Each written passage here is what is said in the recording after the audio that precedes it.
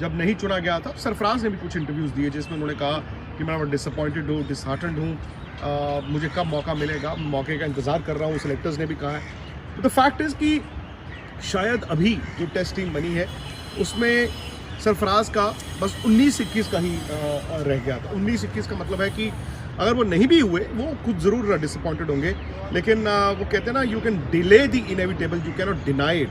आज नहीं तो कल, कल नहीं तो परसों सरफराज इंडिया की टीम से खेलेंगे।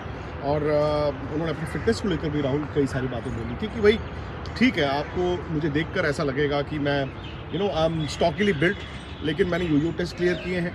और सबसे बड़ा तो इम्तिहान आपका क्या है भाई, रन बनाने हैं ना।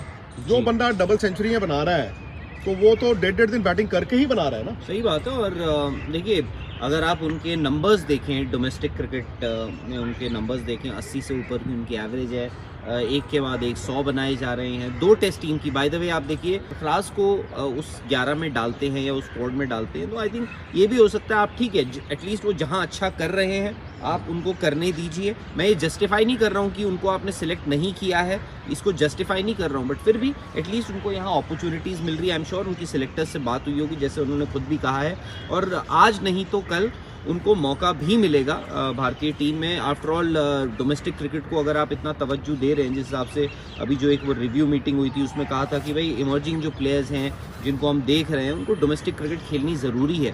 सरफराज अपनी तरफ से जो कर सकते हैं वो कर रहे हैं। बाय द वे, ये मुंबई की टीम देखिए, यहाँ पे एक से बढ़कर एक धुरंधर खेल रहे थे। पृथ्वी शॉ ने 40 रन बनाए। पृथ्वी शॉ ने सुबह आए, उन्होंने 35 बॉल पे वो खड़का के 40 रन बनाए अपने। बहुत ही रहाणे आज फेल हुए, रहाणे के रन नहीं है, रहाणे आज फेल हो गए। उस वक्त टेस्टिंग कंडीशंस थी, इसीलिए सरफराज का ये जो 100 है, और क्योंकि कुछ ऐसे 100 आए हैं कुछ प्लेयर्स के, जैसे पृथ्वी ने पिछले मैच में असम के अगेंस्ट 379 बनाए थे।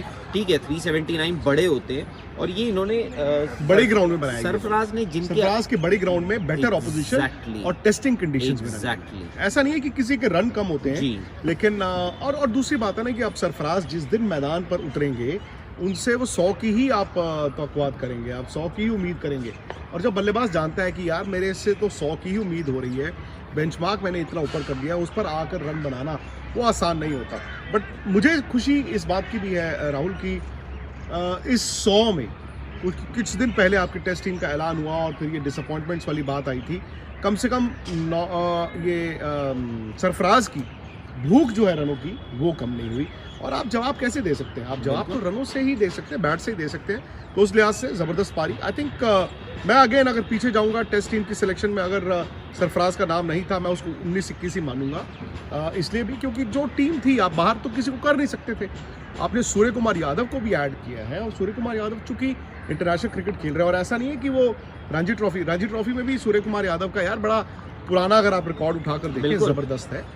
उनको रिवॉर्ड किया गया। एक सोच थी शायद सेलेक्टर्स की या टीम की कि अगर टर्निंग ट्रैक हो जाए, स्पिनर्स आकर परेशान करें, क्या अगर हमें ज़रूरत पड़े तो सूर्य को वहाँ पर 11 में कभी किसी मैच में खिला सकते हैं। सरफराज का वक्त भी आएगा, और सरफराज का वक्त आएगा, बस यही है कि उनको इंतज़ार करते रहना होगा, और जब वो वक्त आए उसके लिए तैयार रहना होगा। और लॉजिकली अगर आई थिंक हम में से जितने भी लोग हैं, अगर एक लॉजिकल 11 बनाए तो आई डाउट अगर आप सरफराज को स्क्वाड में डाल भी दें सूर्य कुमार यादव की जगह, तो मुझे नहीं लगता है कि बहुत लोगों की 11 में सूर्य कुमार यादव फीचर करेंगे, कंसिडरिंग जो उस 11 में आएंगे उन्होंने पीछे अभी हाल ही के वक्त क्या किया है। देखिए, केएल राहुल का मुझे एक वक्त पे लग रहा था कि क्या वो 11 में होंगे, पर आप सिलेक्टर्स ने उनको वाइस कैप्टन अनाउंस किया हुआ है। शुभमन गिल बाहर, इसका मतलब शुभमन गिल को भी बाहर बैठना पड़ेगा।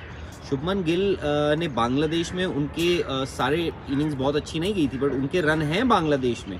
उन्होंने पिछले 1 साल में एटलीस्ट लंबी फॉर्मेट में जो है उनके बड़े मैचेस में रन आए हैं, कुछ चाहे ओडीआईज देख लीजिए या टेस्ट मैचेस देख लीजिए, तो वहाँ पे लगेगा कि बहुत लोगों के साथ सही नहीं। मैं बोल रहा हूँ कि हो सकता है अगर आप ले लेते, इसमें कोई ख़राबी नहीं है सरफराज को, बट अगर नहीं लिया है तो इसका मतलब ये भी नहीं है कि सरफराज का जो फ्यूचर है इंडियन क्रिकेट में या इंटरनेशनल क्रिकेट को लेके वो ख़त्म हो चुका है, वो शुरू ही हुआ है। सरफराज ने कितने 30 फर्स्ट क्लास मैचेस खेले होंगे, 30 फर्स्ट क्लास मैचेस खेले होंगे सरफराज ने, और अगर आप देखें 3,500-4 हज़ार उनके रन होंगे इनफैक्ट, और तो उनका करियर शुरू हुआ है, ही स्टिल यंग।